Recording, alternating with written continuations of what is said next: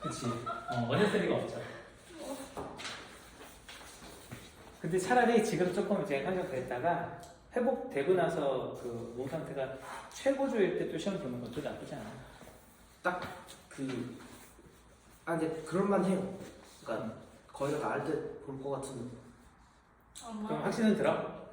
근데 그럴 것 같긴 한데 뭐 모르겠어. 확신이 들면 되는 거야. 어쨌든 자 여기서 경제지만 한번 보겠습니다. 가부터 한번 볼게요. 우리가 이제 했던 말들이 사실은 다 여기 들어가 있긴 한데 가만 해주셔도 될 것 같아요. 그래요? 오케이 좋습니다. 근데 은준 또 모르니까 은준도 이따 물어볼게. 경상수지는 일정 기간 동안의 교역에 의한 수지, 즉 수출총액에서 수입총액을 뺀 값이다. 자, 경상수지 이제 무역할 때 이제 많이 나오게 되죠. 자, 그러니까 일정 기간 동안에 교역에 의한 수지 타산을 말하는 거죠. 즉 여기서 말하는 거는 수출을 얼만큼 했냐, 그 수출총액에서 수입 총액을 뺀 값이다 라고 얘기를 했습니다. 자, 교역은 외환을 거래수단으로 삼기 때문에 국가 간 자본 이동이 없다 가정할 경우에 각국의 외환수급은 전적으로 경상수지에 달려 있다는 거죠. 그러니까 그 경상수지가 어떠냐에 따라 수출을 많이 해가지고 수출이 만약에 수입보다 많다 그러면은 외화를 어떻게 한 거야? 벌어온 거죠. 네. 외화를 벌어온 거니까 수출 총액이 많냐 적냐에 따라서 이렇게 외환 이런 것들이 달라지게 된다. 교환 비율의 환율이 외환 수급이 일단 달라진다고 했습니다. 네? 뭐라고요? 저 총액 두 개는 다 돈을 말하는 거죠. 네. 돈으로 이제 얘기한 거죠. 그러니까 물건이 오고 갔죠. 물건이 오고 갔는데 그 물건이 오고 가는 수단 거기서 이제 매겨야 되는 게 이제 돈이니까 돈을 받고 물건을 준 거니까. 자, 그런데 자국 통화와 외환의 교환 비율인 환율이 변하면 거래 가격도 변함으로 경상수지와 외환 수급은 환율에 영향을 받는다라는 거예요. 자, 그러면 이런 경상수지 그리고 이렇게 돈이 왔다 갔다 하는 그 외환 수급, 자 이런 것들에 영향을 미치는 게 바로 뭐가 있더라? 환율이 있더라. 자, 환율에 따라서 어떻게 영향을 미치는지 지금부터 그걸 설명하겠다라는 중심 화제를 구체적으로 어쨌든 풀어냈습니다. 1문 단에서 그죠? 자, 그러니까 여기서 궁금해야 되는 것은 그래 환율이 경상수지와 외환수급에 어떤 영향을 미치는지 내가 정확하게 구체적인 내용들을 연결하면서 읽어야겠다. 그럼 목적의식을 갖고 읽으면 되겠죠. 두 번째 단락 보겠습니다.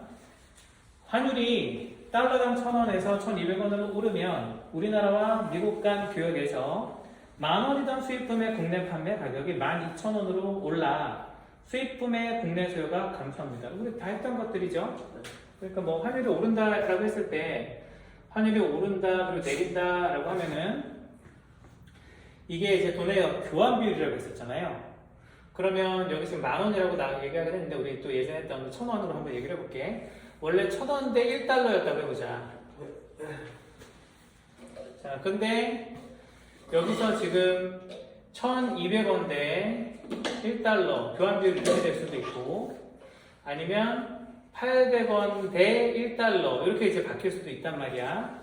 여기에서 1,000원 대 1달러에서 만약에 1,200원으로 갔다라고 하면 이건 환율이 오른 거야, 내린 거야? 오른 거죠. 오른 거. 그리고 800원으로 가면 내린 거, 오른 거. 내리는 거죠. 내린 거, 그죠? 뭐 판매지 가능하죠, 그런 것들은? 네. 너무 당연하죠. 그러면 여기서 이렇게 그 환율이 올랐을 때에는 이제 1달러당 1,200원이 되다 보니까 수출과 수입에서 수출의 유리에 수입의 유리에 수출. 이게 대답이 늦으면 안 되죠. 갑자기 또 대답이 늦어져. 자, 이렇게 되면 봐봐. 내가 미국에다가 파는 그런 값이 뭐 예를 들어 100달러짜리 자, 폰을 판다, 스마트폰을 판다, 뭐 갤럭시를 판다 라고 했을 때 똑같이 100달러에 팔 거 아니야, 미국에서. 근데 얘가 벌어오는 돈은 이 100달러라고 했을 때 물론 1000달러죠. 아, 원래 1000달러라고 해야 되는데 1000달러라고 하자. 자, 1000달러를 팔았었을 때 원래는 100만 원을 벌어왔었단 말이야. 수입이. 그 원화로 바꿔야 되잖아. 국내로 들어왔을 때 쓰려면. 근데 환율이 지금 오르니까 120만 원이 걸렸어. 그러니까 수출 기업한테 뭐야? 개꿀. 그죠? 그리고 수입하는 그런 애들한테는 굉장히 힘들어지는 거죠. 국내 가격을 올려야 되잖아. 왜? 수입품 가격이 올랐으니까. 기름을 수입해 오는데 그 기름을 수입해 오는 그 가격이 올랐어. 근데 가격이 오르면 어때? 수요가 줄잖아요. 저게 지금 여기 다 그 내용 아니에요? 그렇죠. 그러니까 이게 결국 반복되는 거다 보니까 이 얘기를 다시 하는 거였단 말이죠. 우리가 이거는 그냥 기분이니까. 경제 지문도 우리가 기분상 독해 중에서 그래도 늘 하던 것들을 해놓자라는 얘기를 우리가 했었잖아요. 그러니까 어차피 우리가 평가원에서도 정말 지긋지긋하게 받고, 지긋지긋 아니지, 너무 재밌게 많이 받고, 그래서 이제 익숙해져 있단 말이야, 그지? 그럼 그런 것들은 딱 나왔을 때, 여러분들 고전시가 읽어서 그냥 즉각 반응하는 것처럼 반응을 해버리면 시간 어쨌든 벌잖아. 아 근데 약간 무슨 느낌이냐면 경제를 원래는 잘 못했으니까 그 단어를 보면 쫑하게 약간 있어요. 그치? 그런 게 있지. 그 왜 제가 단어 자체에도 과거에서 비호감이 똑같이 있으니까. 제가 과거에서 진짜 똑같은 느낌이에요. 그렇지. 그럴 수 있죠, 충분히. 아, 저 구차로 나섰던 게 솔직히 여기는 과학질문 있고 여기는 과학질문 이 바코드 말고 없는데 진짜 생명 못하는 것 같아요. 아, 생명질문 보면은 이렇게 할 것 같은데. 그래요. 자, 어쨌든 그래서 어쨌든 보겠습니다. 그 얘긴데 읽어볼게요, 계속. 자, 여기서 1,000원에서 1,200원으로 오르면 우리나라 미국 간 교역에서 10,000원이던 수입품의 국내 판매 가격이 12,000원으로 올라요. 그죠? 네. 그러면 수요가 감소하네. 저 자, 반면 미국 입장에서는 달러 표시 가격이 그대로죠. 자, 그러니까 이 환율 변동이라고 하는 게 수입품 공급에 직접적인 영향을 미치지는 못한다라는 겁니다. 자, 여기서 이제 그 환율 변동이 그 미국 입장에서의 어떤 수입품 공급에 영향을 미치지 못한다. 뭐 그런 정도로 보면 되겠네요. 이는 세로축이 가격이고 가로축이 수량인 좌표 평면상에서 우상향하는 공급 곡선은, 자, 여기까지 끊어서 읽는 거야. 봐봐. 그냥 한번 옆에다가 그려보면 되잖아요. 요 그래프가 있어. 이게 가격이야. 이게 수량이야. 그럼 여기에서 공급 곡선을 얘기했는데, 자, 공급 곡선이 우상향이라고 했죠. 우상향이니까 오른쪽이 위로 올라간다는 거잖아. 네. 오른쪽이 위면 이쪽은 낮다는 얘기잖아. 네. 그러니까 이렇게 그으면 되겠네, 그지? 네. 자, 이게 뭐라고? 공급 곡선이라고요. 자, 그리고 그 공급 곡선은 그대로이지만, 변하지 않고 그대로지만, 우하향하는, 자, 우하향은 뭐야?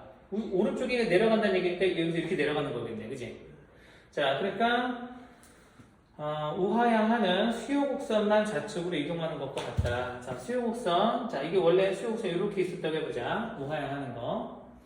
근데 여기서 지금 공급은 어쨌든 그대로인데, 여기에서 지금 수요만 이제 준다라고 했었잖아요. 그죠? 그러니까 수요가 준다라고 하는 게 이게 좌측으로 이제 그대로 이렇게 이동한다는 거죠. 자, 네. 이렇게.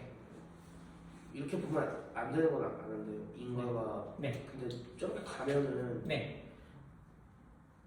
그 균형점에서 그게 결정되는 거잖아요. 네. 그 변수가. 근데 저기서 가격이 낮아지는데. 네. 그럼 그거는 처음에 가격이 높아진 거에서 결과적으로 나중에 연쇄적으로 일어나는 거고. 처음에 가격이 높아졌다라는 게 가격이 높아지니까 그러니까 가격이 이제 오른 것 때문에 수요가 줄어서 그렇게 됐냐 그 얘기를 하고 싶은 겁니까? 네. 근데 처음에 가격이 올랐는데 조금 가격이 내려가잖아요. 그렇죠. 뭐 길게 봤었을 때 그러면 그렇게 되는 거예요? 그렇죠. 자, 수요가 이제 적어서 안 팔리게 되면은 어쨌든 간에 공급이 남게 되잖아. 남게 되면은 가격이 내려갈 수밖에 없죠. 자, 어쨌든 보겠습니다. 그래서 여기 수요 곡선만 좌측으로 이동하는 것과 같아서까지 이 설명입니다. 그죠? 수입량이 줄고 가격이 하락한 지점으로 균형점이 그래서 웃겨가게 된다는 거죠. 그러니까 봐봐, 이렇게 간 거 보니까 균형점이 이렇게 내려간 걸 봤을 때 봐봐, 가격은 요만큼 그래서 가격이 요만큼, 그리고 수량은 요만큼 이렇게 줄어갖고 여기로 간다는 거죠, 그죠?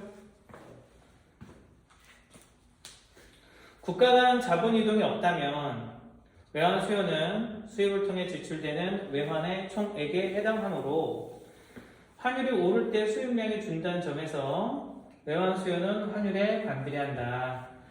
자, 여기에서 지금 외환 수요라고 하는 게 뭔가 수입품을 사야 외환 수요가 있는 거잖아. 내가 저 나라 제품 저기서 파는 걸 사고 싶어. 그러려면 달러가 필요해. 그러니까 그 물건에 대한 구매욕을 느껴야 외환에 대한 수요가 생기는 거죠. 근데 물건이 비싸서 수요가 쪼그라들었어. 그럼 외환에 대한 수요가 주는 거잖아요. 네. 그죠? 이해되나요? 자, 그 얘기를 하고 있는 거예요. 자, 그래서 외환 수요라고 하는 게 수입을 통해 지출되는, 내가 뭔가를 살만한 거, 수입품 중에 살만한 걸 통해 지출되는 외환의 총액이 외환 수요라는 거예요. 그래서 환율이 오를 때 수입량이 줄잖아요. 그렇기 때문에 외환 수요라고 하는 것은 환율과 반비례한다. 환율이 오르면 외환 수요가 준다. 그 얘기입니다. 왜? 비싸니까. 이해되죠?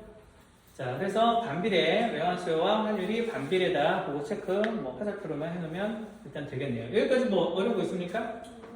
그 얘기입니다. 그죠? 자, 그 다음 또 지우고.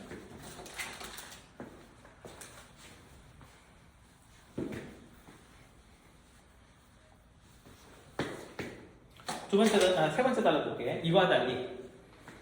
자, 이거 환율이 상승하면 10,000원이던 수출 가격이 12,000원으로 오르는 것과 같아요. 수출 가격이 오릅니다.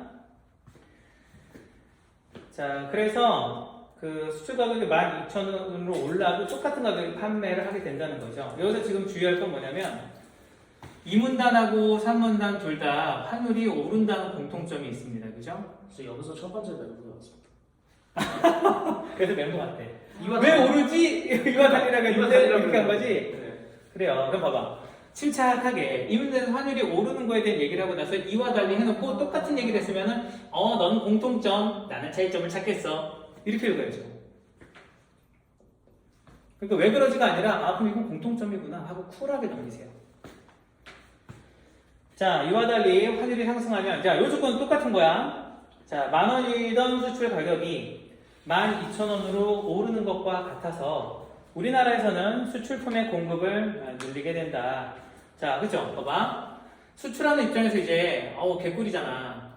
자, 수출기업 입장에서 원래는 하나 팔면 10,000원을 벌었단 말이야. 근데 이제 12,000원을 번다고 해보자. 그러면은 돈을 더 벌고 싶으니까 어때? 야, 더 만들자. 그래서 더 공급을 막 늘리겠죠. 더 돈을 벌어오고 싶으니까. 야, 이게 웬 떡이야? 이거 어디야? 이러면서 더 이제 물건을 이제 막 만든단 말이야.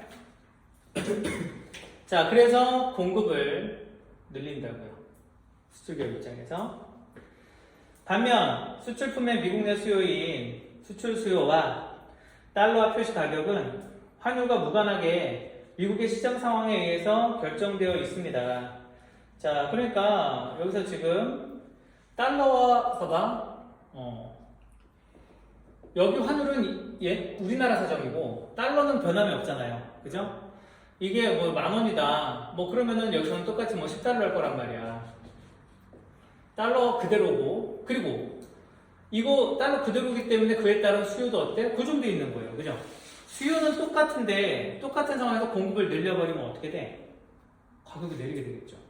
그치? 수출하는데 미국에서 야, 너네가 더 필요한 것 같아서 돈이 이렇게 많이 더 팔려 갖고 왔어? 안 사네? 이렇게 되는 거죠. 그럼 공급이 늘고 재고가 쌓이게 되겠죠. 어차피 가격은 둘 다 중요해요. 그쵸. 그래서 수출품의 경우 환율이 오르면 공급 곡선만 우측으로 이동한다는 얘기죠. 그러니까 공급만 는다는 얘기야. 그래서 수출량이 늘고 가격이 하락한 지점으로 균형점이 옮겨가게 된다. 그러니까 이번에도 우리가 그래프를 간단히 그려보자면, 자, 이번에는 요게 가만히 있겠죠. 우하향이 가만히 있을 거고, 자, 요게 공급 곡선이야. 근데 공급 곡선이 수량이 는다고 했으니까 오른쪽으로 가면 되겠네, 그지? 그럼 이게 오른쪽으로 하면 어떤 일이 벌어져? 얘만 오른쪽으로 하면 가격은 내리고 수량은 늘고 이렇게 하면서 요 균형점으로 간다는 얘기죠. 그러니까 수량을 늘렸기 때문에 어쨌든 가격은 또 떨어진다는 얘기입니다. 그죠? 국가 간 자본 이동이 없다면 외환 공급은 수출을 통해 유입되는 외환의 총액에 해당. 잠깐 이거 읽었던 건데. 아니구나. 자, 대자뷰. 자, 다시. 자, 그래서 국가 간 자본 이동이 없다면 외환 공급은 수출을 통해 유입되는 외환의 총액에 해당합니다. 자, 그렇죠. 여기서 어쨌든 수출을 해서 돈을 벌어오는 거니까 그 벌어오는 돈, 이것이 외환의 그 총액이 되겠죠. 아까 뭐 얘기했었던 거구나. 그래서 좀 대자뷰가 썼구나. 그런데 수출량의 증가는 외환 공급은 증가시키지만 수출품 가격 하락은 외환 공급을 또 감소시키게 되겠죠. 그러니까 가격이 처음에는 12,000원에 파네. 그래서 처음에 일시적으로 어때? 좀 많이 느는 것 같아 보였죠. 근데 가격이 이제 다시 내리니까 어떻게 돼? 내리게 되니까 수량은 조금 팔면서 얘네 수량 똑같잖아. 그러니까 물건은 또 조금 팔면서 공급 늘린 걸로 해서 물건은 조금 팔면 가격도 내리고 이렇게 될 거란 말이죠. 자, 그래서 그 외환 공급을 감소시키기 때문에 환율 변동이 외환 공급에 미치는 영향은 이렇게 일률적일 수는 없다는 겁니다. 자, 그래서 수출 수요의 가격 탄력성이 1보다 크다면, 자, 가격 탄력성이라는 게 뭐예요? 밑에 나오죠. 자, 그거 말하신 거 아니에요? 물음표 하고 넘어가라고 이런 거 아니에요? 아, 그래요? 그 물음표하고 일단 넘어가도 상관없어. 근데 여러분 뭐 많이 가서 이제 알지 않니? 어쨌든 즉이라는 말이 있긴 하죠. 자, 즉이라고 했을 때 가격 변화에 따른 수요 변화입니다. 그죠? 가격이 얼만큼 변하냐에 따라서 예를 들어 10원만 올라도 사람들이 확 안 사. 그럼 탄력성이 되게 높은 거죠. 10원만 떨어져도 막 사. 탄력성이 높은 거죠. 근데 10원 올랐다 떨어졌다 해서 별로 또 사는 게 이런 게 별로 없어. 탄력성이 상대적으로 낮은 거죠. 그런 식으로 얘기하면 되겠죠? 즉, 가격 변화에 따른 수출 수요의 변화폭이 가격 변화폭보다 더 큰 경우에 자, 외환 공급은 환율에 비례한다라고 얘기를 했습니다. 자, 그래서 수출 수요의 어떤 변화폭이 가격이 이제 변하면은 그 변하는 거에 따라서 수출 수요가 거기에서 이제 어쨌든 가격 변화보다 이제 수출 수요의 변화폭이 더 크다. 그러니까 더 많이 이제 수출하게 된다라든가 가격이 조금만 올려도 더 많이 수출하게 된다. 자, 그런 경우에는 어떻게 된다고? 외환 공급이 오히려 환율에 비례해서 환율이 오르면은 어쨌든 그런 경우에는 외환 공급이 일단 늘게 되고 이렇게 될 수는 있다라는 겁니다. 자, 그래서 어쨌든 여기서 환율에 이제 외환 공급이 비례한다라는 걸 좀 체크해 주시면 되겠어요. 비례하는 건 환율이 오르면 외환 공급도 는다. 환율이 떨어지면 외환 공급도 떨어진다. 그렇게 보면 되겠습니다. 외환의 수요와 공급이 일치하는 지점에서 이론적으로 적정 환율이라고 할 수 있는 환율인 균형 환율이 결정되는데, 그런데 환율을 고정시켜 놓는 고정 환율제에서처럼 우리 이거 했었죠. 그때 그 금융 얘기하면서 한번 얘기한 적 있죠. 환율이 시장 외적인 요인에 의해 결정되는 경우 실제 환율이 균형 환율보다 낮으면 외환 수요가 공급보다 많은 초과 수요 상태가 된다는 겁니다. 자, 그러니까 실제 환율이 더 낮아. 자, 그렇게 되면은 외환 수요 자체가 아무래도 수요가 이제 더 많아진다는 거죠.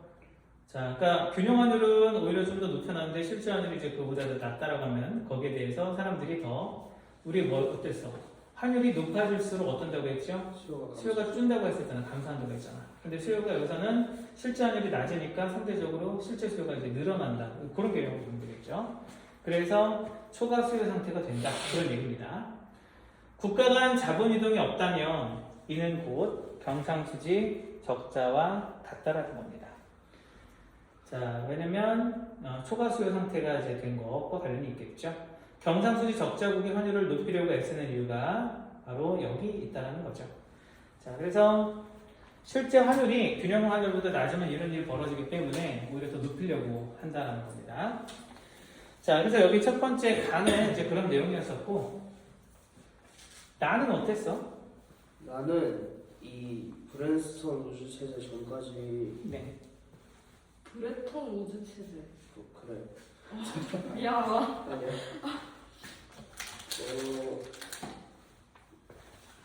나는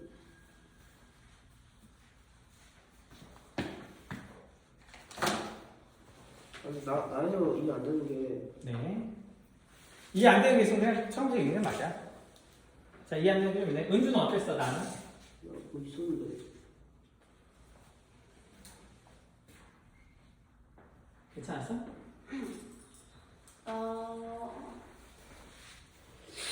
저희 지문이 좀 어려웠어요. 아, 그래. 보자. 금방 읽어요. 나를 보겠습니다. 외환의 수요와 공급 혹은 통화당국의 개입에 의해 환율이 수시로 변하는 변동환율제는 본래 국제금융질서의 주된 교란 요인입니다. 그리고 이와 달리 고정환율제는 환율을 고정시키는 제도를 말하는 거죠.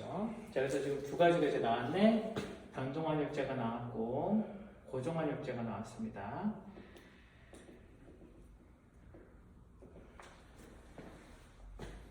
자, 모든 나라가 금과 일정한 교환 비율로 통화를 고정시키고 자국이 가지고 있는 금의 규모에 따라 통화를 발행하는 걸 원칙으로 삼는 금 본위제가 대표적인 고정 환율제라는 거죠. 자, 아까 아주 옛날로 갔었을 때는 금을 딱 어떻게 보면은 어디 가든 금은 가치가 똑같으니까 그걸 기준으로 해가지고 화폐 가치 그거에 따른 저 나라랑 우리나라랑 환율의 어떤 교환 비율 이런 걸 이제 정한 것들이라고 보면 되겠죠. 그런데 금 본위제 하에서는 개별 국가가 임의로 통화를 발행해서 통화량을 조절하는 통화 정책을 수행할 수가 없어요. 왜? 그렇게 되면 고정된 환율의 변화 요인이 생기는 거잖아. 그러니까 금 대비 화폐가 많아져 버리면 어떻게 돼? 금 대비 화폐가 많아져 버리면은 화폐 가치가 떨어지겠죠. 네. 그럼 화폐 가치 이 나라는 막 발행을 하는데 저 나라는 발행을 안 했어. 그러면은 둘 화폐 가치가 또 이제 벌어지게 되잖아. 그럼 이제 환율을 고정시켜 놨는데 그 고정하고 깨져버리는 게 말이 안 되는 거죠. 그죠? 자, 그래서 통화정책, 그렇게 통화량을 조절하는 통화정책을 수행할 수가 없잖아요. 그래서 경상수지가 적자인 상황에서 이걸 탈피하기 위한 수단이 별로 없다라는 거예요. 그러니까 경상수지가 적자일 때 뭔가 환율을 변동시킨다라든가 아니면 뭐 통화량을 조절한다라든가 이런 걸 통해서 그래서 통화량을 늘려갖고 뭐 물가를 상승시켜서 경제를 활성화시키고 뭐 이런 것들이 안 된다라는 거예요, 제가. 그저 적자 누적으로 자국 통화가 유출돼서 국내 통화량이 줄어들에 따라 자, 물가가 하락하기를 기다리는 것이 유일한 방법이라는 겁니다. 국내 통화량이 줄면은 네. 물가가 하락하는 거를 설명해 주시면 돼요. 이거 봐요. 자, 통화량이 돈이잖아. 네. 통화량이 줄었어. 그죠. 근데 재화는 가만히 있어. 살 수 있는 물건이 10개인데 통화가 10개였어. 그럼 1대1로 교환하면 됐었죠. 네. 근데 통화량이 5개로 줄었어. 그럼 통화 하나 갖고 물건 어때? 2개 살 수 있죠. 네. 50% 1 플러스 1이네. 그지? 네. 그리고 가격 내렸어 안 내렸어? 내렸죠. 그 얘기입니다. 근데 왜 반대는 생각하기 쉬운데 저거는 이건 갑자기 확 낯설어 또? 네. 그러니까 통화량이 많아지면 당연히 물건값이 비싸진다는 건 뭔가 당연한 것 같은데 통화량이 줄어든다는 걸 현실에서 많이 본 적이 없어서. 그치. 네. 왜냐면 우리 그 경제 자체가 이렇게 우상향을 하니까. 왜 생각하기가. 생각하기 낯설 수 있죠. 현실에서 잘 안 이렇게 보니까. 얘기하니까 또. 근데 어쨌든 이렇게 되면 통화량을 많이 줄이면 그렇게 된다는 거죠. 왜 돈의 가치가 상대적으로 재화 대비 올라간다는 얘기잖아요. 그죠? 자, 그래서 물가가 그렇게 하락하기를 기다리는 게 유일한 방법이라는 거죠. 그래서 물가가 하락하면 상품을 저가에 생산할 수가 있어서 자, 이건 무슨 말이야? 물가가 하락하면 상품을 저가에 생산할 수 있다. 왜? 재료가 되는 것들도 싸지잖아. 네. 그러니까 저가에 생산할 수 있게 되죠. 그럼 봐봐. 우리나라에서는 큰 상관이 없는데 저가에 생산하게 되면 어떻게 돼? 수출 경쟁력이 생기는 거죠. 그러니까 그만큼 싸니까 그걸 만들어서 외국에다 팔면 야, 저 나라 품질도 괜찮은데 이렇게 싸? 그래서 막 사려고 사람들이 사겠죠. 그래서 수출 경쟁력이 생기는 거예요. 그래서 수출이 늘고 수입이 감소하잖아요. 그러니까 경상수지가 회복된다는 거죠. 이해가 되죠? 자, 그래서 그걸 기다리면 이렇게 수출을 통해서 이게 극복이 가능하다. 경상수지 회복이 가능하다. 그 얘기입니다. 금 본위제의 보다 근본적인 문제점은 금의 양이 한정되어 있다는 점입니다. 자, 금 본위제의 문제점이에요. 이 금의 양이 한정되어 있으니까 어때? 아까 말했었던 대로 어떤 통화량 변동이라든가 이런 걸 줄 수가 없잖아요. 그죠? 금이 한정되어 있으니까. 자, 경제가 성장하고 교육 규모가 커질수록 통화가 원활하게 공급이 돼야 되는데 금 본위제면 어때? 현금을 더 만들면 안 돼. 그잖아. 그러면은 유동성 부족에 휩싸인다는 거죠. 자, 그래서 통화를 계속 늘려나가면서 돈이 돌게끔 해서 경제가 계속 발전하고 그러다 보니까 경제 규모가 커져서 그걸 감당할 수 있게 이렇게 발전해야 되는 거거든. 자, 그래서 금 본위제 안에서는 유동성 부족의 문제를 근본적으로 해결할 수가 없다는 겁니다. 자, 유동성 부족이 뭐예요? 쉽게 말해서 유동성이라는 건 대표적인 게 돈이라고 생각해도 괜찮아요. 그러니까 돈처럼 다른 가치로 쉽게 바꿀 수 있는 그런 속성을 말한다라고 보면 되겠습니다. 이거 어디서 배웠는데? 자, 이러한 이유로 1학년 때 배우는 거예요.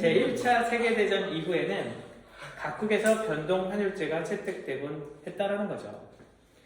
그래서 이어 2차 세계대전 이후에 등장한 브레턴 우즈 체제는 달러만 금에 고정시키고 다른 화폐들은 달러에 고정시키는 제도로 금 본위제와 변동환율제의 문제를 모두 해결하기 위한 거였대요. 그래서 달러가 기축통화가 된 그런 배경을 지금 설명을 하고 있네요.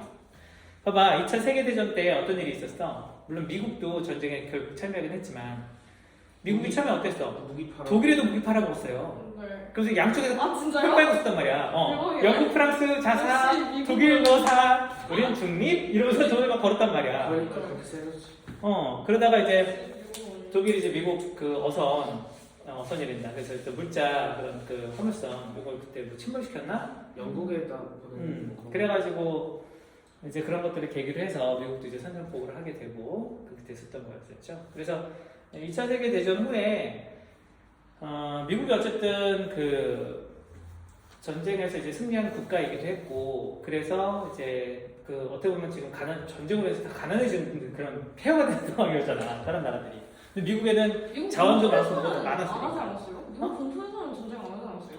그냥 다른 나라에서는 본토에서는 안 했죠. 그러니까 그렇게 오히려 그렇죠. 좀 탄탄하게. 뭐 유일하게 이제 진주만 공습받은 그런 정도. 아 그건 그때 그 일본 애들이 그러니까 미국 본토로 갈 수가 없는 게 연료가 떨어져. 비행기 가다가 네. 연료가 떨어져갖고 그냥 중간에 빠지는 거야. 옛날 기술은 그랬기 때문에 미사일 거기까지 못 날아가. 그러다 보니까 그래 여기 진주만까지만 해도 어떻게 가자. 그래서 항공모함으로 쭉 가가지고 거기서도 이제 날고 이렇게 한 거죠.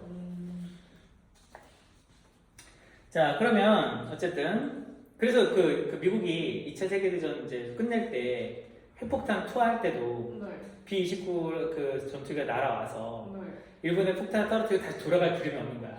그게 덩치가 되게 큰 비행기인데도 불구하고 기름통이 그런 거야. 그래갖고 그냥 쭉 가서 대만인가 어디 거기 그 불시착 있잖아요. 추락이 아니라 거기 이제 불시착한 거죠. 그럼 그래갖고 그 살아남은 사람은 어떻게 됐어요? 살아남고 살아남았어요? 도망 나갔죠. 아 진짜요? 헐. 그랬다 하더라고. 자, 그래서 어쨌든 보겠습니다. 자, 이는 기본적으로 고정 환율제이지만 각국 화폐와 달러의 교환 비율을 주기적으로 변경하도록 함으로써 부분적으로 변동 환율을 통한 경상수지 회복을 허용했다는 거죠. 그러니까 달러만 근본위제로 가고 나머지들은 달러랑 비교해서 어쨌든 변동 환율제로 간다. 뭐 그런 얘기가 되는 거죠. 네. 그래서 그 두 가지 어쨌든 그 속성을 더 활용한 겁니다. 막대한 금 보유량을 바탕으로 미국은 달러화를 대량 발행해서 세계 시장에 공급했고 달러화가 기축통화의 지위를 갖는 대가로 자국의 거대한 소비 시장을 개방했습니다. 근데 이게 대가에 오히려 좋은 거 아닌가? 그러게. 근데 이제 수출하면 좋다라는 생각을 할 테니까 경상수지 이제 개선이 되는 거니까. 그 결과 미국은 경상수지 적자 규모가 커져도 달러화 발행을 통해 큰 문제 없이 경제를 운영할 수 있었고요. 다른 국가들은 미국에 수출함으로 경상수지를 회복하고 전쟁으로 무너진 경제도 재건할 수 있었다는 겁니다. 그러니까 서로 윈윈이 된 거죠. 미국은 미국밖에 안 해. 근데 이제 브레턴 우즈 체제는 미국이 금태환이고 즉 달러랑 금하고 고정환율이잖아. 그러니까 미국이 어떤 자신감으로 한 거냐면 야, 내가 달러 찍어내더라도 금하고 그거 못 바꿔줄 것 같아? 우리 금 쌓여있거든? 말만 해? 언제든 바꿔줄게?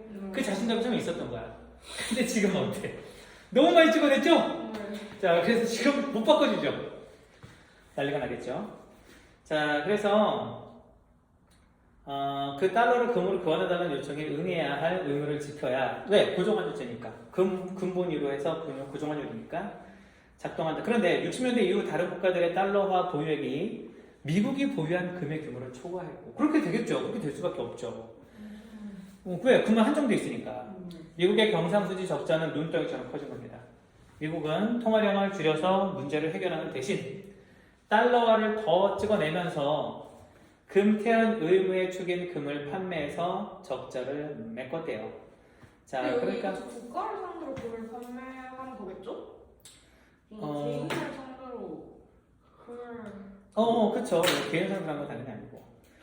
자, 그 결과 미국의 금 보유량은 급감해서 미국이 금태환 중지를 선언함으로써 결국은 뭐야? 쥐지친 겁니다.